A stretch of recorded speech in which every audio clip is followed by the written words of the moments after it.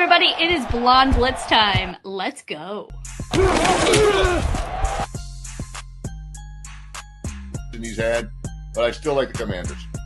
I'm also tough. DeMarche. I'm looking at that Cincinnati team against the Cleveland Browns. Well, as soon as I saw the rain last night, I was wondering if that might be a little bit of a factor as well. How we play that week is really going to be more impacted. With the Raiders, who got Jacoby Myers back. The same thing with Joe Burrow. You just expect Joe Burrow to do it because he's been to a Super Bowl. It's time to send in the blitz with Deb Whitcas and the Blonde Blitz. Hello, everyone, and welcome to the Blonde Blitz. I'm your host, Deb Whitcas. Happy Thanksgiving, everybody. Week 12 is a memory, and Week 13 football is here. That also means that this is the second annual The Blonde Blitz Friendsgiving Day show. I have been waiting for this all year. Today, I'll be joined by some of the top NFL reporters, hosts, and content creators in the biz, who also happen to be my friends, of course, too. First off, we've got Erin Coscarelli. She's the host of Believe in Rams, and I see her weekly at the Rams practice facility. Kiana Williams, Eagles content creator. She is also my social media guru. Would not be able to do it without her. Danielle Cruz, sports TV producer, repping her team, the Patriots, who are doing amazing. Brian Snow from Snowman in the Morning, talking San Francisco and the Colts. We've got Ryan Anderson from the Los Angeles Football Network, LAFB, of course, discussing the Chargers. Daniel Behan, content creator and writer for the Giants, also former producer for the Blonde Blitz. It's so good to have him back. I can't wait to talk with him. And finally, Hammer from Raider News Nation. He is repping the Raiders. We'll talk all about hot takes from Week 12 and chat about playoff standings. Also on today's show, we've got sports comedian and huge Steelers fan, Frank Nicotero. He is here for Week 12 Funny. Chef V, private chef to the NFL athletes, gives us a healthy twist to Thanksgiving food that she makes for her NFL clients. I had a chance to talk to Jared Verse and the Rams rookies during their Season of Giving campaign that helped put food on the table for those in need this Thanksgiving. We'll take a look at that. And as usual, sports betting expert Alex White is here for your best bet for Week 13, along with fantasy expert Ballers Meg. Intuitive Reader 333 asks Carrie looks at her power deck for the Eagles versus Chicago game. And finally, unfortunately, Ben Troupe, former tight end for the Bucs, he did have a family emergency today and had to cancel. But Commissioner Cooper from TSS Fantasy is here. He is going to help me with Week 13 game picks. Ben, positive vibes being sent to you and your family this evening. All right, guys, let's get it all started. Here's headlines. Now to Deb Whitcas with the Blonde Blitz headlines.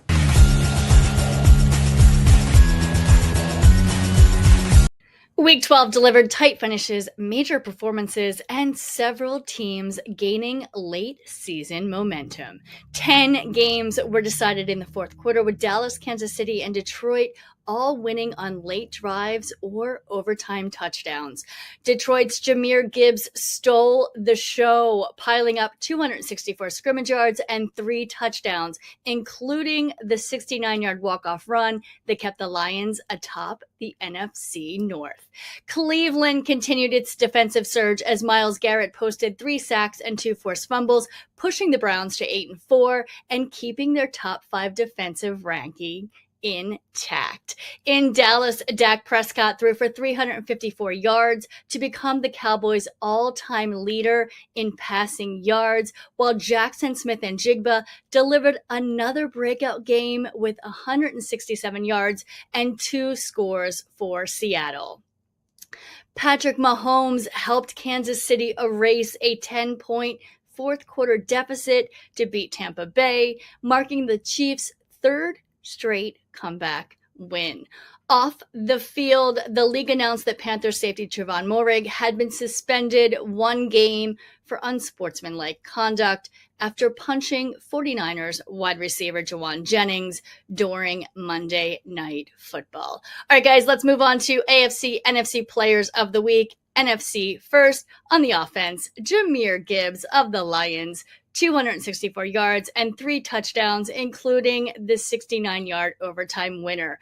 On defense, J.R. Brown of the 49ers, 2 interceptions, and 5 tackles. And special teams, Zane Gonzalez of the Falcons, 3 field goals, 56, 41, 54, the only NFC kicker with multiple 50-plus yard makes.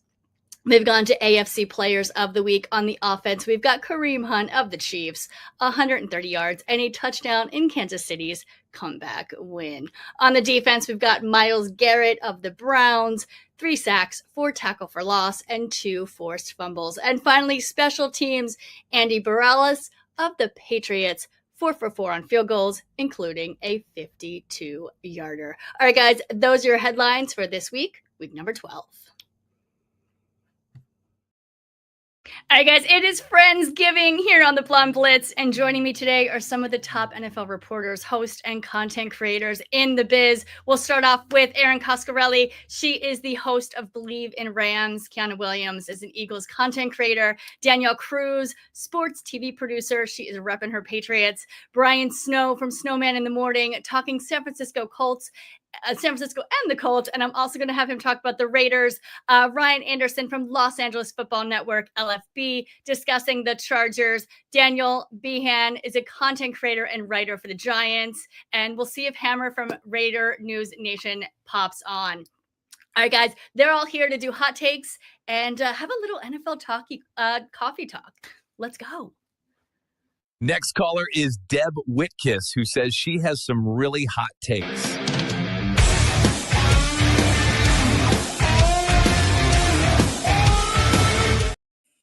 All right, good. Hello, everybody. Hi. What's going on? Hello.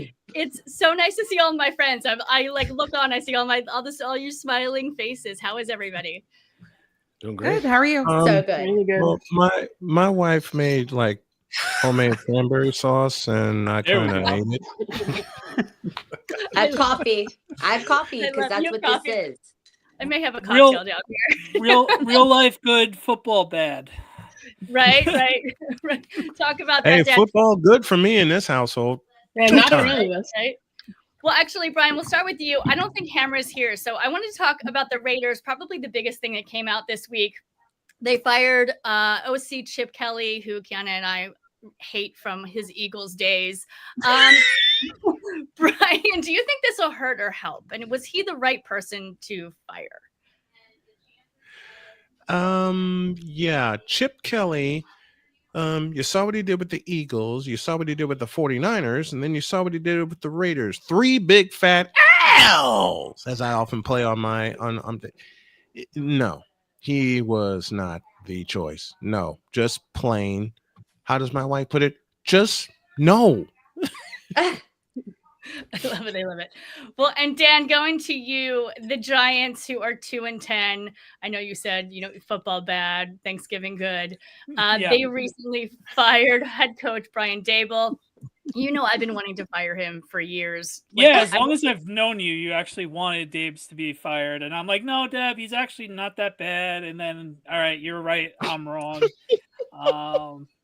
Great offensive mind, not a great head coach. So, yeah. Here's my question to you. Do you think it was the correct move in the middle of the season when he's so connected to franchise quarterback Jackson Dart? I mean, what are your thoughts? I think ultimately, because it was at the end of the day, it was more of him trying to keep his job than the health of Jackson Dart, who's still in concussion protocol as of Wednesday of recording. So I think with Jackson Dart, as we've all seen, I'm not sure if anybody has watched more of Jackson Dart than I have, but it seems like he has it, and I think he's going to be able to be coached pretty much by anyone because the talent is there, and if the coach is understanding what kind of talent that Jackson has, I mean, a good franchise would realize what the player has and build around the player and not specifically the coach. So I'm praying the next head coach is going to be able to either the offensive coordinator, if the new coach is a defensive-minded guy, or an offensive-minded head coach couldn't have him gel with him and become that star quarterback that his aura has it. It's just we have to get everything together for him to be that star quarterback.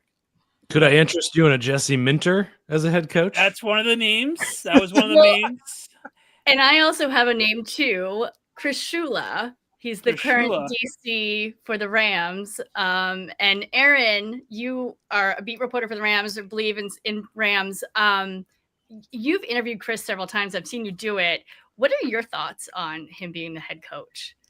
You know, I have my thoughts and then I have reality. I think it's interesting. I mean, because of course it's a hard opportunity to pass by. But if you think about it, right, Chris Shula is a defensive minded coach. He would be brought in to, like you said, sort of develop a Jackson Dart, change the culture there. And he really seems to like his post in Los Angeles. This is his second year as a defensive coordinator. Let's not forget he had to deal with an Aaron Donald-less defense last year. And now the team, I want to say they're either first or second in scoring defense behind Houston. So to me, it's got to be a really great opportunity for Chris Shula, who we all know is a grandson of legendary NFL's winningest coach, and Don Shula. And he's happy there. He's been in LA since 2017. He's besties with Sean McVay. I really don't feel like I see that one. I mean, you have to be so quick to deliver wins and losses, in that winning record. And I don't know. I just don't think he'd be willing to leave LA for that. That's fair. That he was one of the hotter names. He's a part of the McVay tree, so that's the hottest name on the block. He's they claim that he's up there with Minter, McCarthy. All guys that are like, oh, okay. It isn't like, oh, I'm running to the table if I was the general manager to oh, I want that guy pounding the table. And then I text Deb the other night when I kept on seeing Shula. I'm like, all right, you've talked to him before. What do you think? And she basically said the same exact thing you said, that he would be good for the right situation. Would the big lights in New York and New Jersey fit him? We don't know. But him being the best friend, wasn't he roommates with McVay?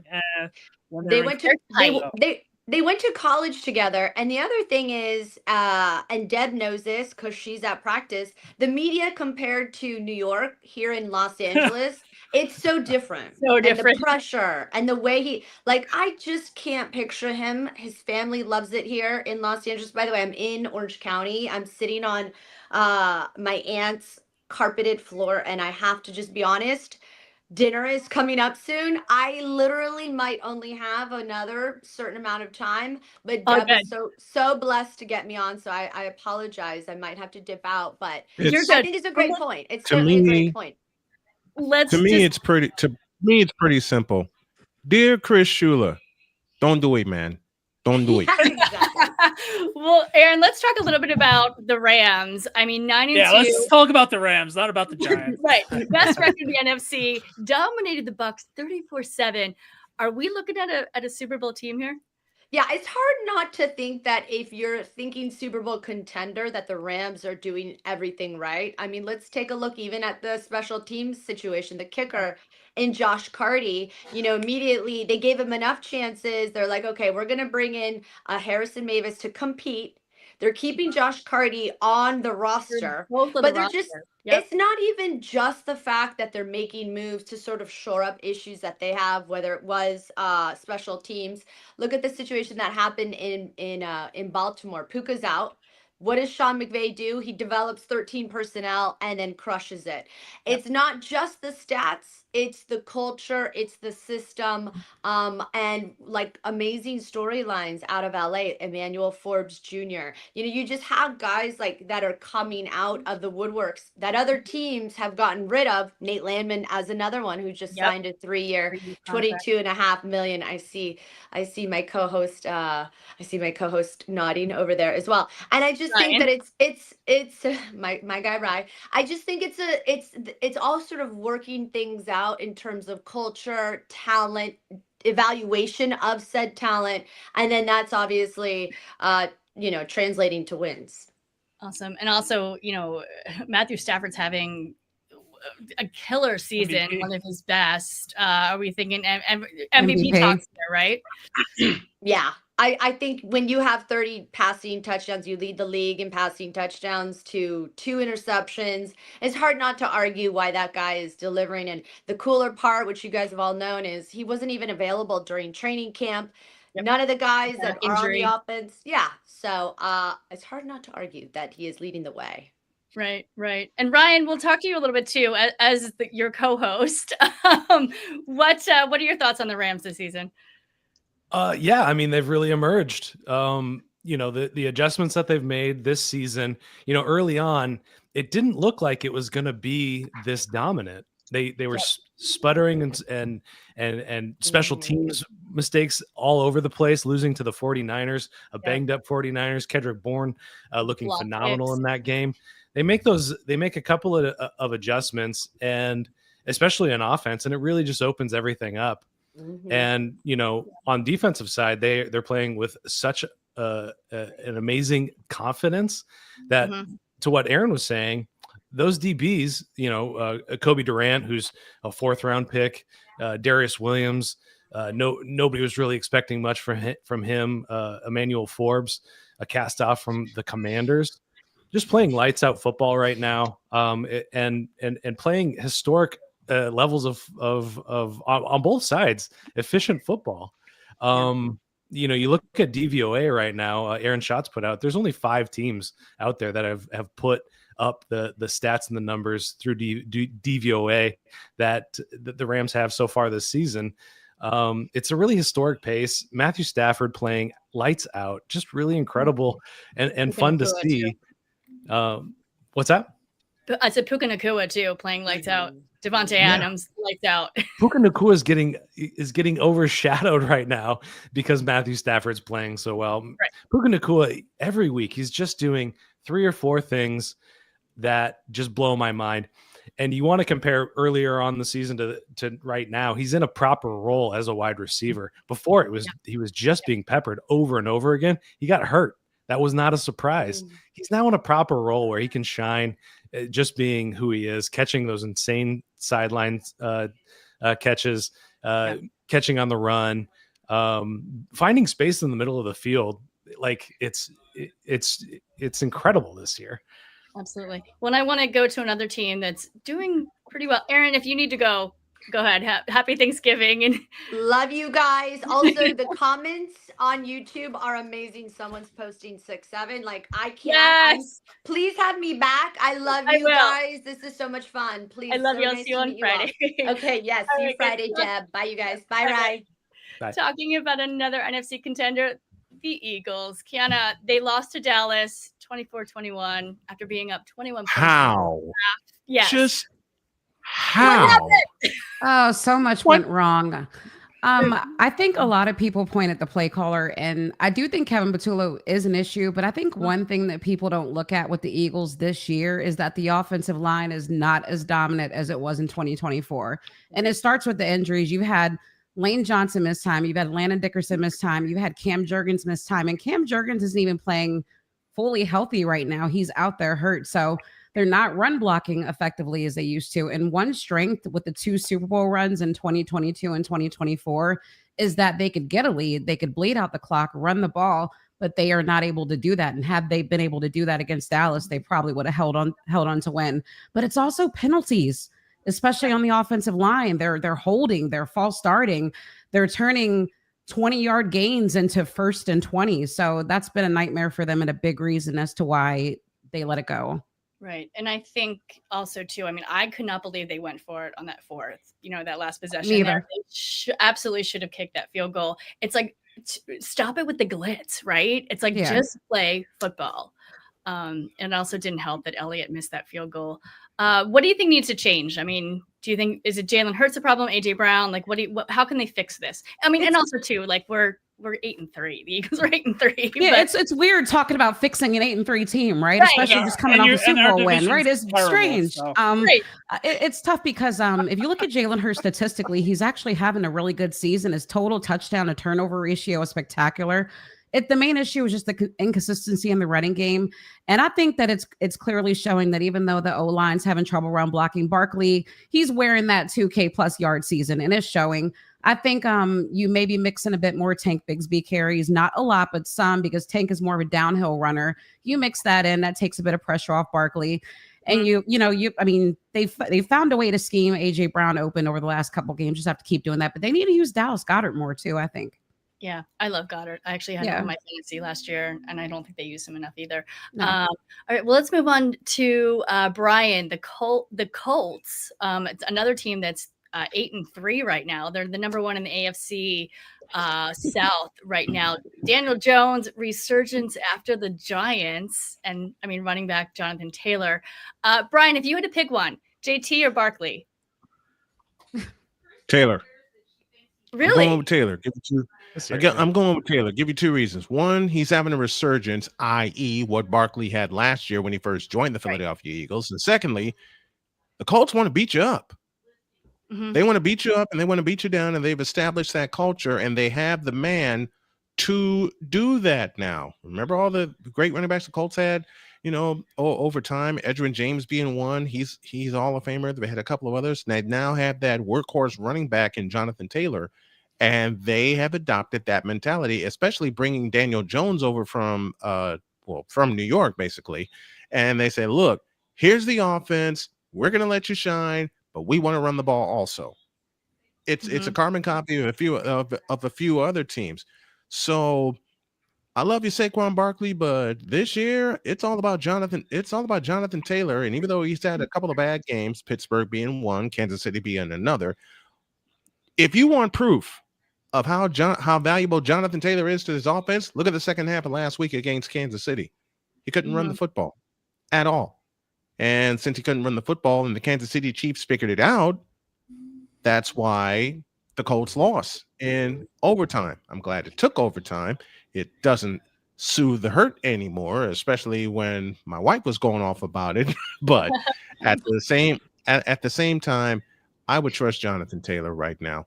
And it was said earlier, the Eagles' run blocking scheme is inconsistent at best. It's inconsistent because if you look at how consistent they were last year, Saquon Barkley had two 200-yard games, and he had 2,000, and he had a 2,000-yard season. Jonathan Taylor is on his way to that kind of season, and he already has one 200-yard game. Right. How far do you see the Colts going in the playoffs? AFC Championship. Okay. More than likely, we're going to have to travel to New England. That's because New England has 2 games in hand because we just got off of our bye. Right. And we trail in one game now. Denver 9-2, New England 10-2, Colts are 8-3. But I think the Colts save Week 16, and I'll talk about that on my show after we get back from Thanksgiving. The Colts can run. They can run the table. As long as they run the football, they're going to be fine. Dan, real quick, how do you feel seeing Daniel Jones dominating with the Colts when he absolutely bombed with the Giants? I've been meaning to ask you this question. It's the culture. It's definitely the culture. It's the culture. It's the culture. Sorry. Finish what you're going to say, and I'll take it back. It's the culture, man. There's not much there. Think about it. There's a ton of pressure on Daniel Jones because he played with the Giants, because he was so highly drafted out of Duke University. I had a chance to see him play in his final bowl game when he was with Duke.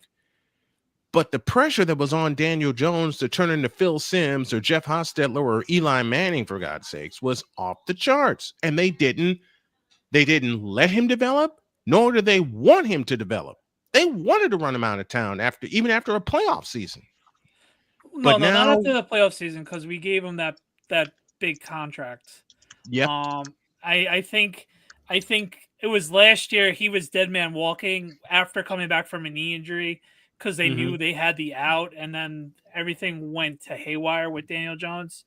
Right. I think with Daniel Jones, it was the combination of him not being able to have King Jalen. I was scared Daniel. Yeah, probably. But all jokes aside, there's no lie in that. There's no lie in that statement. Jalen Hurts wins 2 Super Bowl titles, and then Daniel Jones sinks through a sinkhole. Right. You So can't lie there. I think the combination of his injuries were a huge factor to what the development hurt him with the neck injuries and then the knee injury. He always showed up. He was always an ultimate professional and teammate. So in that regard, I'm happy for him. But at the same time, here we go again, especially after watching Saquon do what he did last year. But it's a different feeling because obviously Saquon's staying in the division and like just being on your biggest rival. Where Daniel Jones, he's in Indy, good for him, and hope nothing but the best for him. But if he was to not win a Super Bowl, I wouldn't be upset about it at the same time. Yeah, it's gonna. He's a building block for them.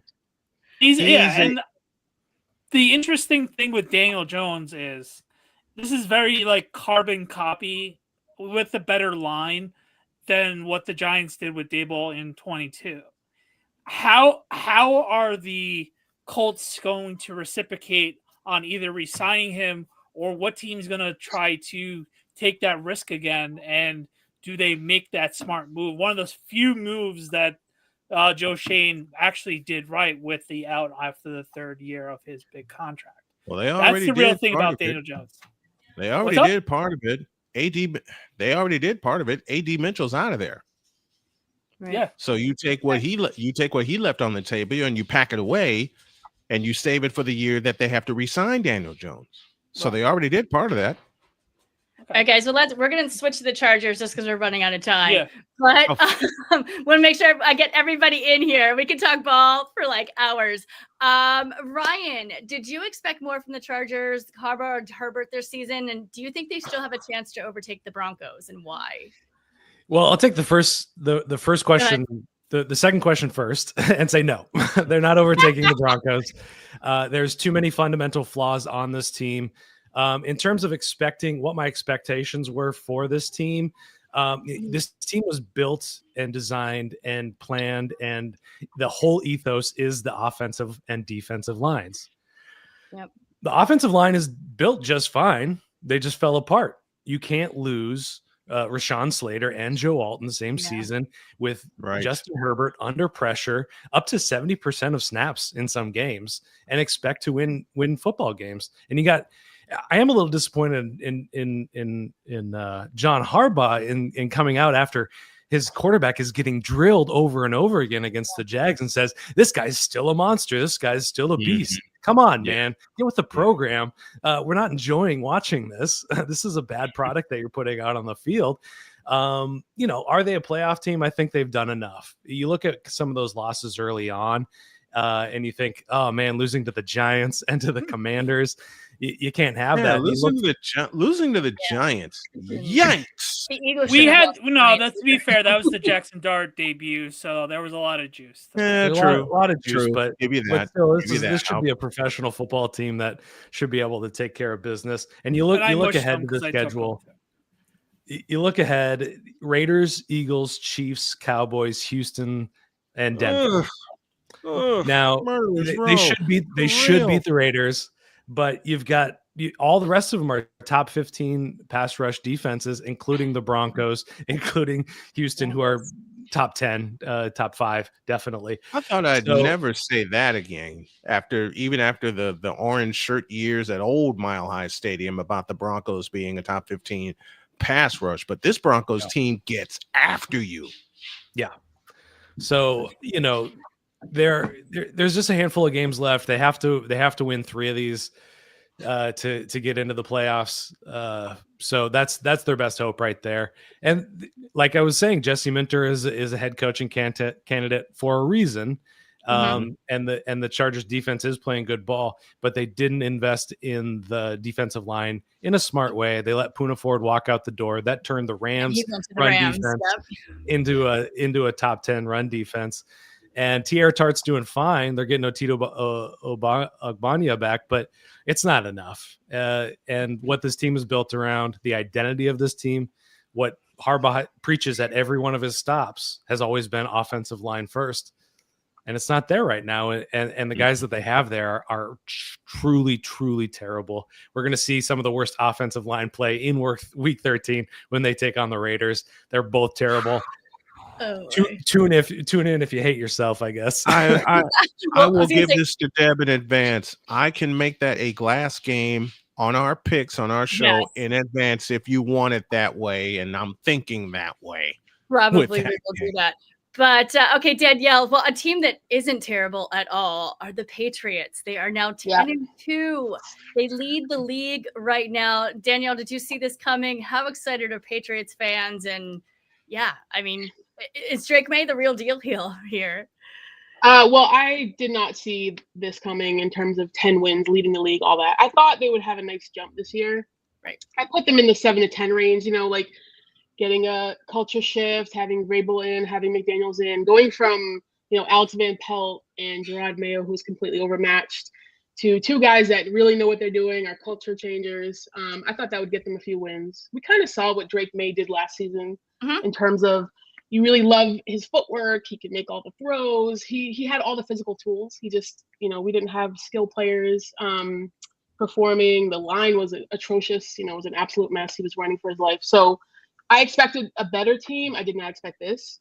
It's kind of like, we're playing with house money. It's like walking to the casino and pulling, 10,000 on the first pull. So I have a smile on my face from here to the end of the season.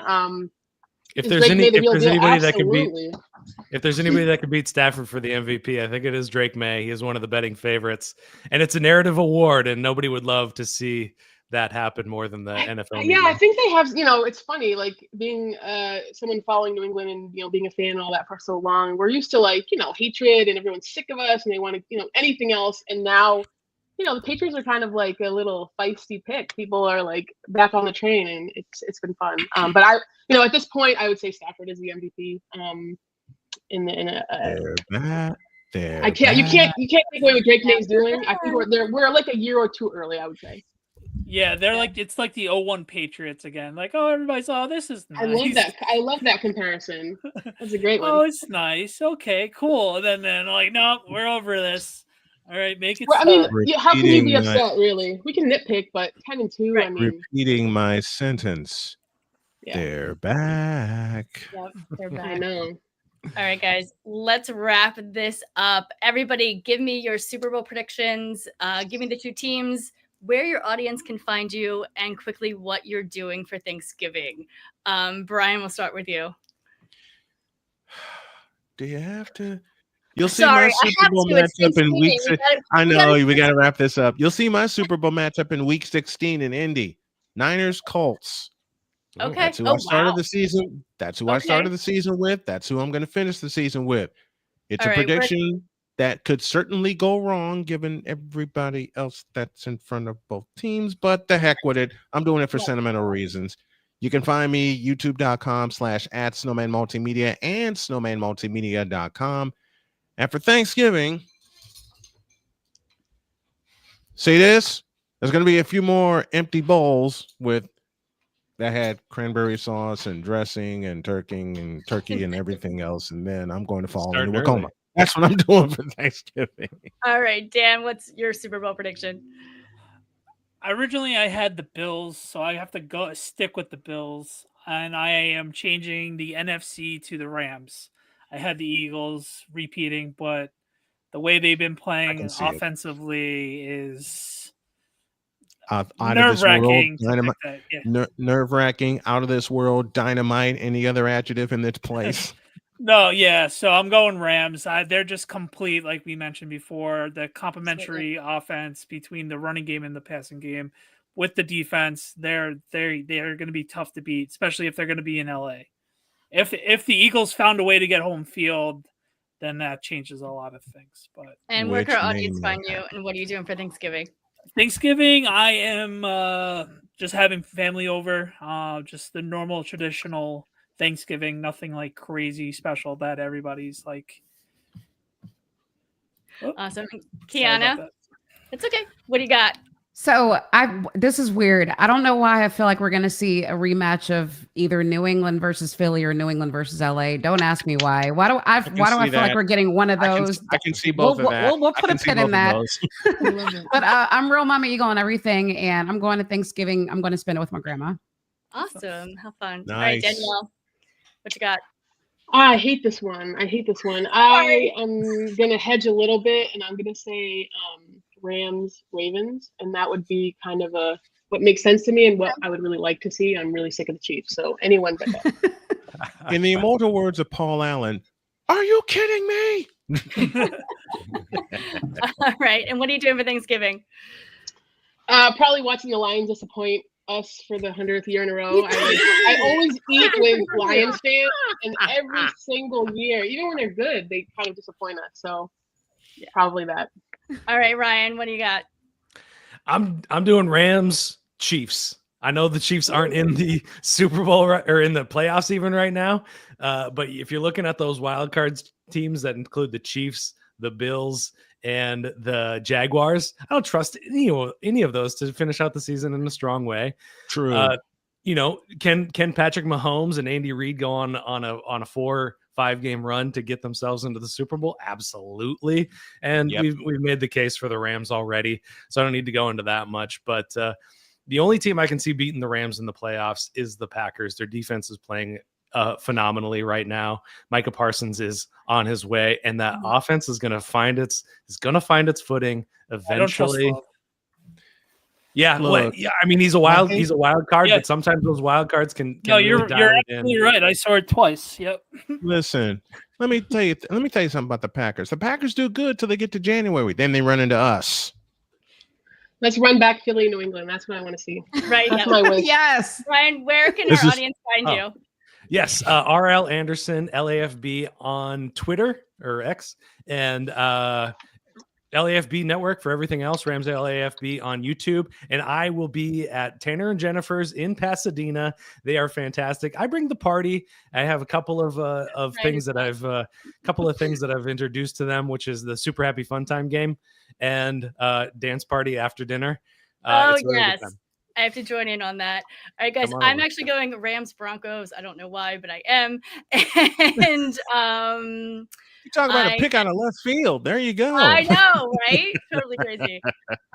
And what else?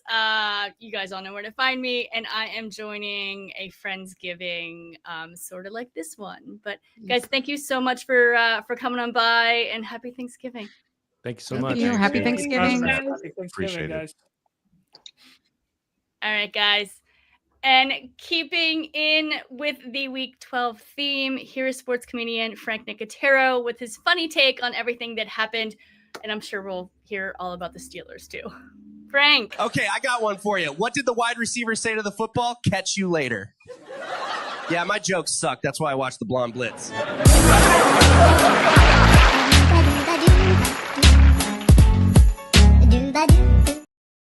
Frank, hello. Can I hear you? I can't hear you. You can't hear me. Oh, no. I can't hear you. Are you there? I can't hear. Can you hear me? I can hear you. I don't hear you. What did I do wrong? I'm not sure. Okay, you can hear me, though. Yeah, I can hear you. All right, I'll just talk. I can't hear you. I'll just talk. Is that good? All right. Yeah. So here's my turkey. I've been cooking because tomorrow's Courtney's birthday. So we're having Thanksgiving tonight. There's my turkey. I named him Mike Tomlin because it's the same every year and it'll be irrelevant by December, just like the Steelers. I'm so tired of watching my team lose and not making, I read this about Mike Tomlin. I didn't realize that he's made four times he's made the playoffs in 18 years. And then he's gotten bounced all the other, only 4 times has he won a game in the postseason. Sorry, I still have my gloves on. But it's been a really frustrating season. If they had Aaron Rodgers last week, would have they won that game? Yes. All week we thought he was going to be playing, and then Mason Rudolph comes in. They should have won that game. It's just been such a frustrating season to see him have a 4-game lead and still have Baltimore being the betting favorite, even when we were in first place at 4-1. So it's been really, really frustrating. I'm trying to get your volume on. I don't know what I'm doing, Deb. Did I do something wrong? Oh, good. I'm not sure. But I can read lips pretty well. That's okay. I'm gonna move on to the to another thing because you can't even hear what I'm saying, right?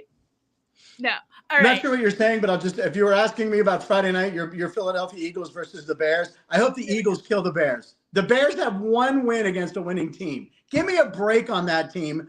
And by the way, the Steelers didn't pass over the middle. No inside starting linebackers for the Bears and no passes over the middle. Absolute ridiculous from Arthur Smith. And also, when you were talking New York Giants possible head coach, what about the name Lane Kiffin, Jackson Dart's coach in college? Yep. Throwing that out there.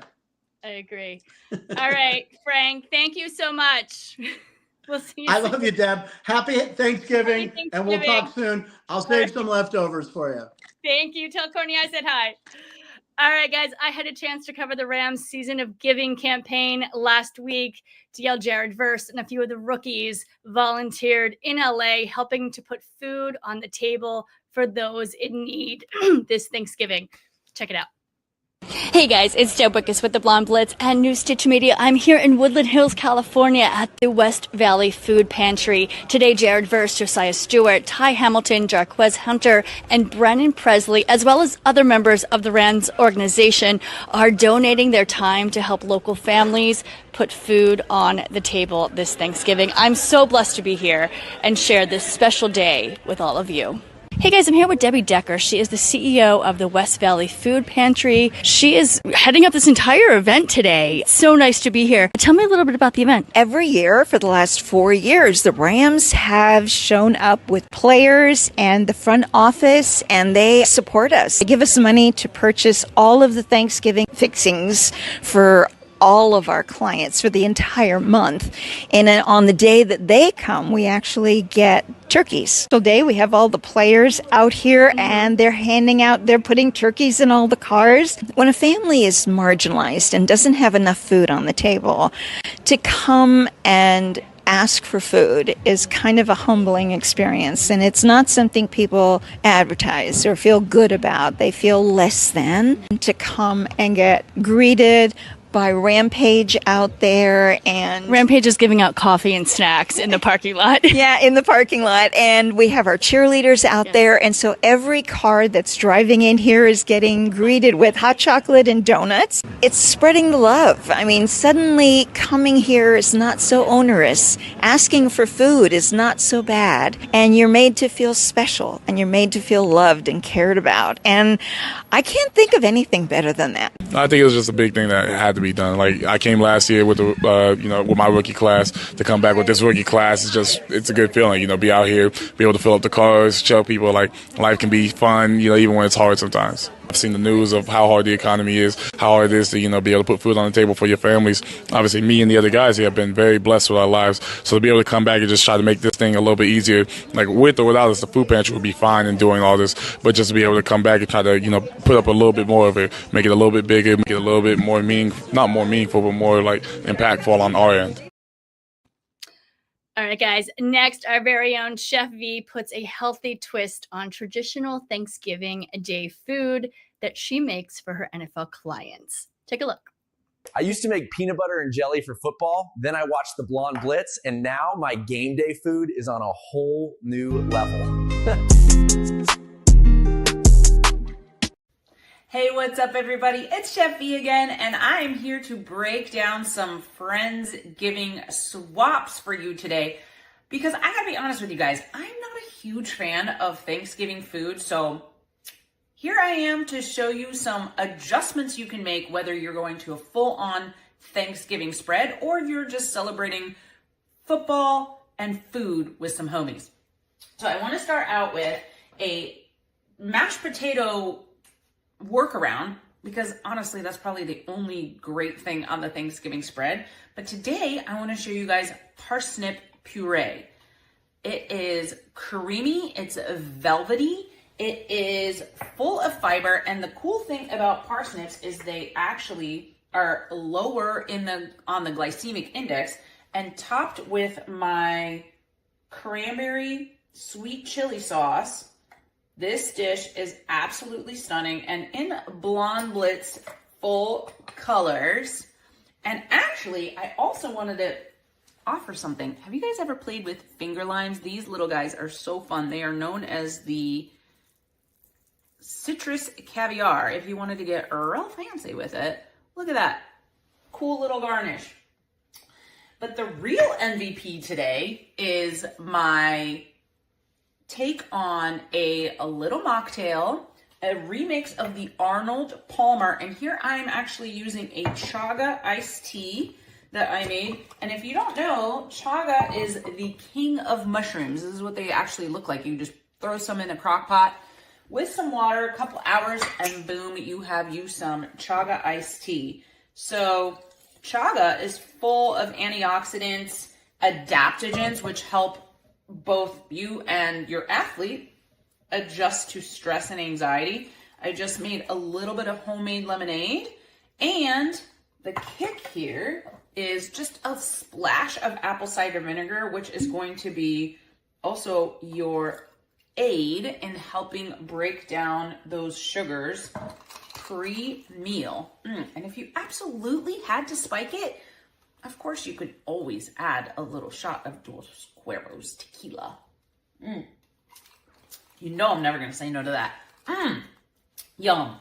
So whether you are fasting, feasting, or swapping out, there's always an alternative. And I wanted to share with you guys that when I cooked for my rock stars, I always tapped into the energetics of food. So for example, root vegetables to stay grounded, wild meat like elk for speed and agility, or sprouts for that vibrancy and zing. So if you want to talk more about the energetics of food, fun swaps, blood sugar regulation, find me over on Instagram and we'll take it from there. Happy Thanksgiving and go Blonde Blitz. Thanks so much, Chef V. Don't think I didn't hear that reference to Roderick Walker, former NFL. It's his tequila, so everyone go check that out as well. All right, shall we get into Week 13 games? Let's go. Please welcome third-generation sports betting expert Alex White to give you your best bet for Week 13.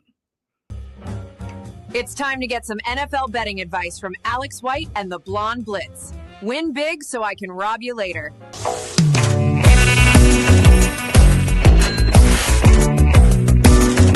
Happy Thanksgiving, everybody. Alex White here from Sports by the Book. I'm very thankful to be a part of this wonderful crew here with the Blonde Blitz. I saw in the rundown everybody giving Super Bowl predictions, so I wanted to play along too. You can see it's been a massive shift in how important the defense really is again. I'm going Denver Broncos and Seattle Seahawks. I think Bo Nix and Sam Darnold are going to come along nicely throughout the rest of the season. Maybe they could end up facing each other. All right, let's go to this week's plays, though. Thanksgiving play for you, courtesy of Action Network. Road favorites are 25-1 straight up, and they are 20-6 against the spread since 2004. I love the Chiefs. I like the Chiefs already in this spot. Deb, you'll appreciate this. Going up against the Cowboys, who are a little bit fraudulent right now. They've won 2 in a row. They beat the Raiders and then came back from a 21-0 deficit. I don't think they're going to have that opportunity against this defense and the Chiefs. Really, I think the Eagles just got a little complacent in that game as well. I don't think it's going to happen in back-to-back games here. Chiefs got a big win over the Colts. They want to keep it rolling here. So Chiefs -3. That is my best bet for the week. Happy Thanksgiving. I'll check in again next week. Everybody enjoy your wonderful weekend with your family.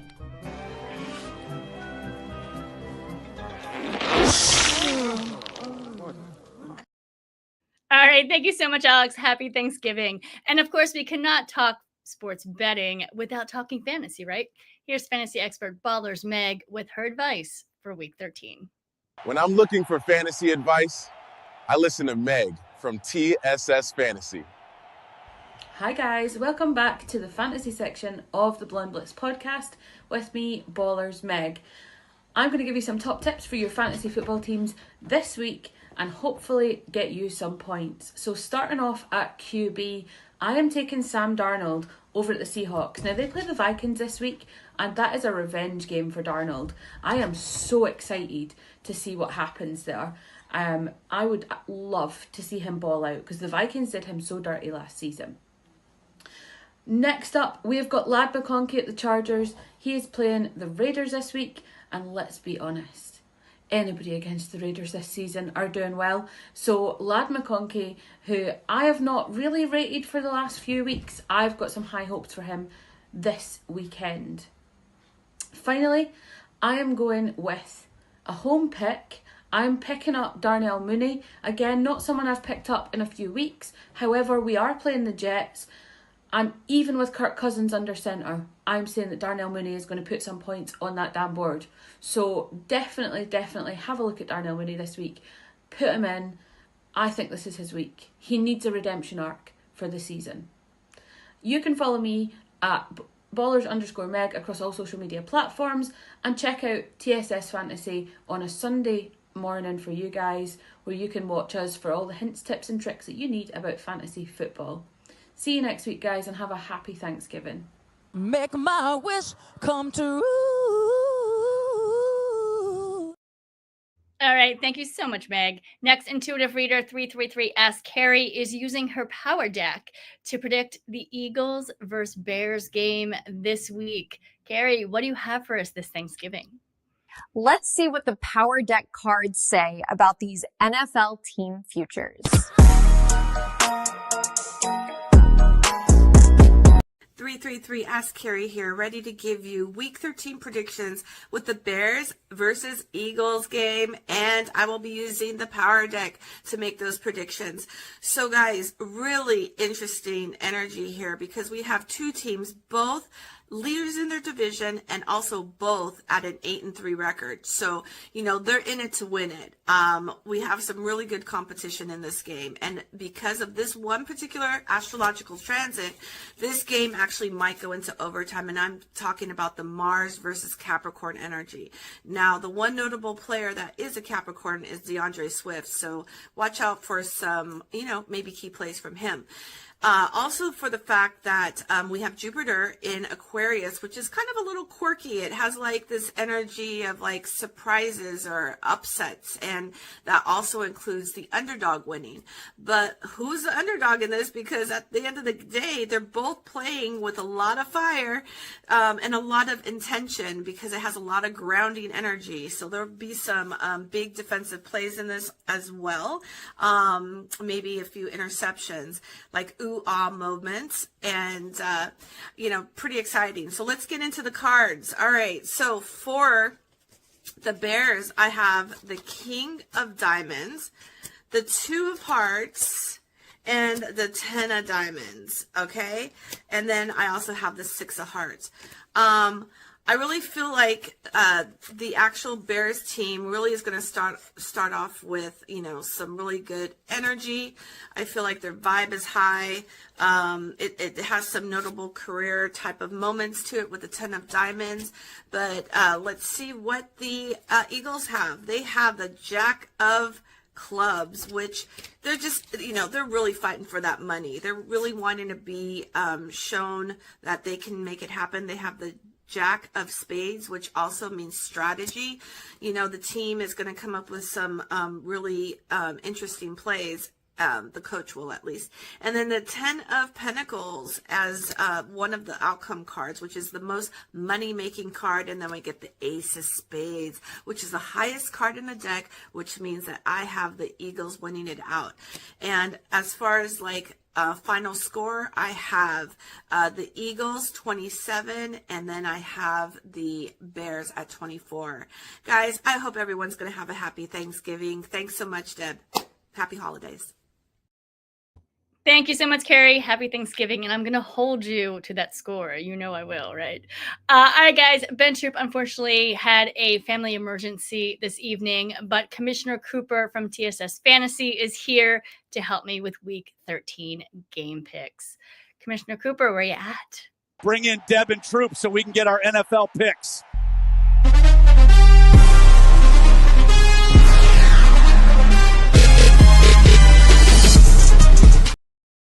Hello, Commissioner. How are you?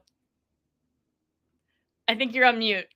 I'm not sure why nobody can talk today. Maybe it's the My bad. Thanksgiving vibe. Everyone has other things on their mind.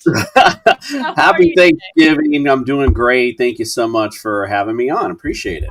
absolutely. And we're saying prayers for Ben this evening. Hopefully everything is okay.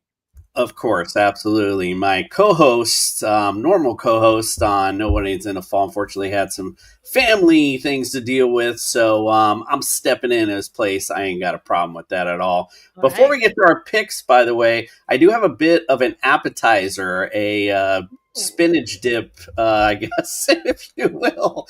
I brought in my ultimate DFS lineup for Thanksgiving. So if you want to play Thanksgiving fantasy and just on those 3 games, go to Underdog Fantasy, use the promo code BLONDE. We'll double that deposit up to $100. And you can try this lineup, if you will.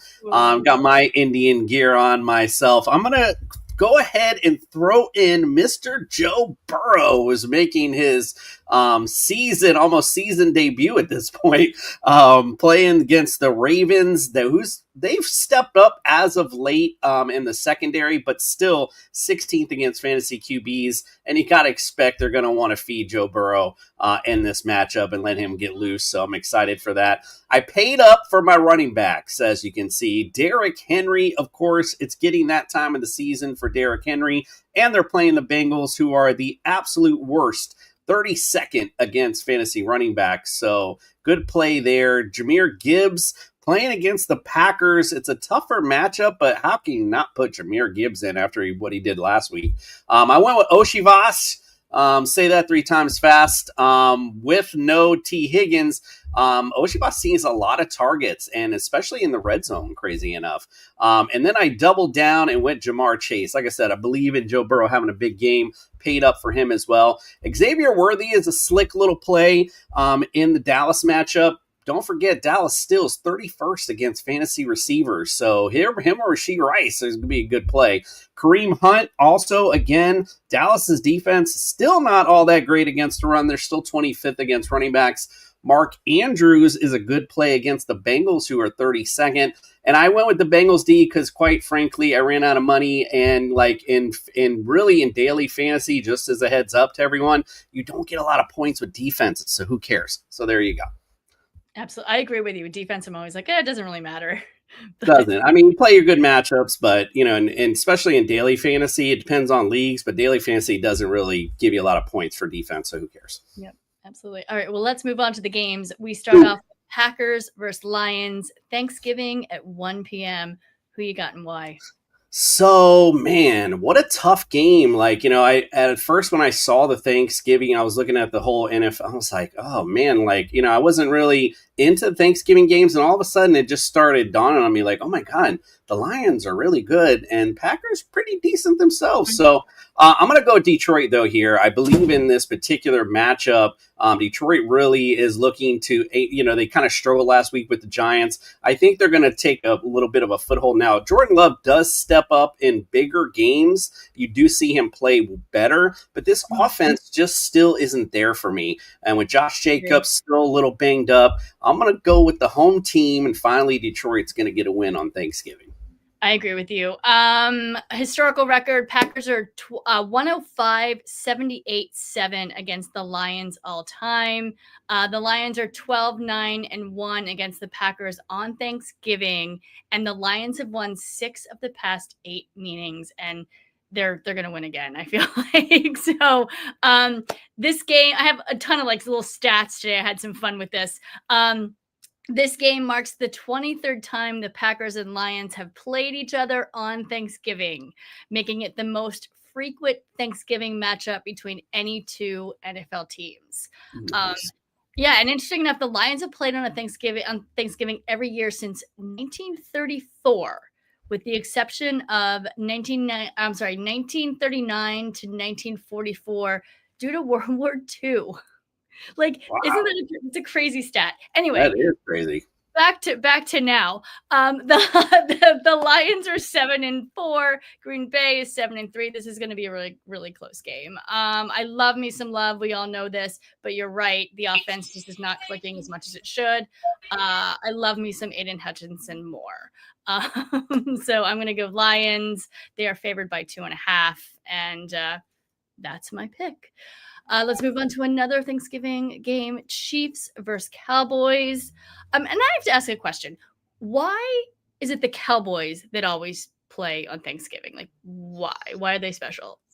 Yeah, I don't know. I remember looking this up before. It's one I apologize. I wish I would have been ready for this answer and looked real smart. But there was something that happened, and then NFL just basically made it like, all right, so the set games are always Detroit and the Cowboys. And what I remember back in the night, I always felt like it was the Commanders and Cowboys. That really should have been, well, the Redskins back then. That really should have been like the Packers Lions, should have been something that the NFL kept doing more, because that rivalry was still always fun. But yeah, I'm not sure why the Cowboys, America's team, maybe that's why. Right. I mean, but really, I mean, they haven't won in forever. Anyway, all right, let's talk about this game. What do you have and why? So, I mean, this is a toughie because, listen, Dallas can put up points. And the Chiefs have, they've been hit. Now they were cold, and then they were hot, and then they're starting to feel like they're getting cold again. But I still got to go with the Chiefs. I mean, I just feel like their defense is better than the Cowboys, and I think that's the real difference in the matchup, where you won't see the stops that maybe you saw last week against the Chiefs. I think they're going to see a lot of success. Travis Kelce is going to get a couple TDs. I mean, it's going to be that type of game, I think. I think the Cowboys will make it interesting because they do have a decent offense, but I still think the Chiefs will cover and win this game. Yeah, I actually agree with you. First of all, the all-time record is 7-5 in favor of the Cowboys. The last matchup between the Chiefs and the Cowboys was actually November 21st in 2021. I feel like they play more than that, but okay, the Chiefs won it 19-9.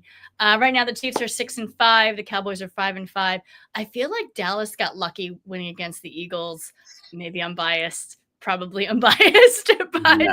I feel like they won't win 2 in a row. The Chiefs comeback win last week. Mahomes is starting to do Mahomes things. This is the part of the season that this starts happening, and it's happening. I feel like this is a must-win scenario for KC, right? I think it is. If they would have lost last week, it would have been doomsday, but they didn't. They are just scraping by this season, but Kansas City kind of does it. But I think this is around the time they start to get really hot, and I think that is what is happening. Kansas City is 3-point favorites. I'm going Kansas City as well. And I think to your point real quick, that is why we're going to see an entertaining game, because this is a must win for both teams. So we'll see at least them going all out, and it'll be fun to watch.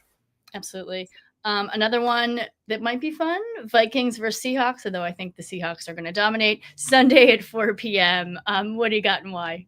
Yeah, it's definitely Seattle, and by a lot. The fact is JJ McCarthy was already struggling, now dealing with injury.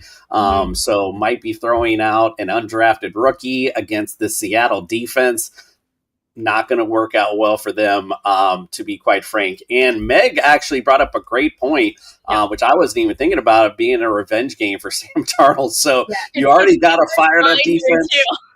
You got a fired up defense to get a weak offense, and now you got Sam Darnold. Man, it's going to be big Seattle on this one. Yeah, I think they did Darnold really dirty. I would have picked Sam over JJ McCarthy any day. I knew he was going to kill it with the Seahawks, and I'm very excited that is actually happening. And Alex White actually picked the Seahawks to go to the Super Bowl, so we'll see if that happens. I mean, that would be a little wild, but you never know. As far as this game, the all-time record is 13-7 in favor of the Seahawks. Right now, Vikings are 4-7. Seahawks are 8-3. Honestly, I feel like the Vikings offense is just bad. It is. It's actually 30th in the league right now. Yeah, they're just bad. And the Seahawks are just good, So Seahawks are favored by 11.5. They're going to dominate this game. All right, let's move on to one more game here. We've got Bills versus Steelers Sunday at 4:25. What do you got and why? Wow. Yeah. So I think you'll see a big Bills win here, because I thought I was going to see that last week, to be quite frank. I was surprised the way they played. So I feel like this particular game. Sacks. How did that happen? Right. Sacked 8 times. Right, and that was the question I was talking about amongst my friends. I'm like, is this more about the Bills offense or just Houston's defense? And every one of them said the same thing. It's Houston's defense. Houston's defense is legit. And they found a great way to get at Josh Allen. There is no way Pittsburgh is going to repeat that. They are dead last against receivers in this league. I see Josh Allen having a big day, Khalil Shakir, even Keon Coleman, who can't seem to get on the field for whatever off-field stuff he's doing. I think you'll see a big game out of a lot of pass catchers from the Bills, and I think the Bills actually win pretty big in this one.